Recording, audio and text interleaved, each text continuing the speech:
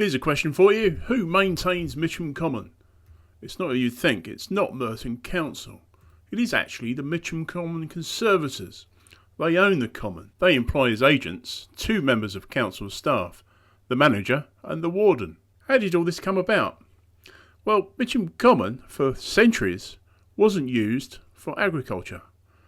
It was left open to common people to make use of for grazing animals, digging turf for burning as fuel, or for bakeries to make use of the gorse, which burnt rapidly and got their ovens going. And then in the Victorian period, the railway boom led to new roads, new housing, and an increased demand for gravel.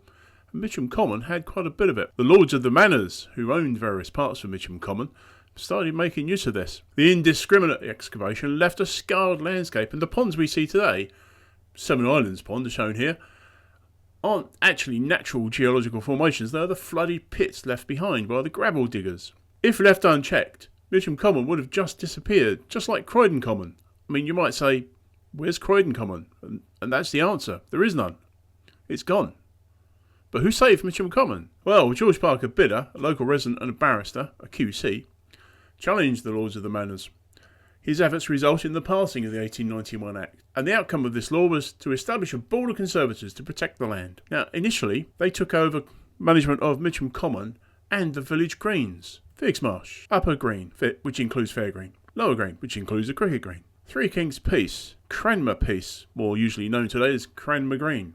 And this carried on for 30 years. And then in 1923, the local council, the Mitcham Urban District Council, took back these village greens, leaving the Mitcham Common Conservators in charge of the common as we know it today. But let's not forget the Friends of the Common.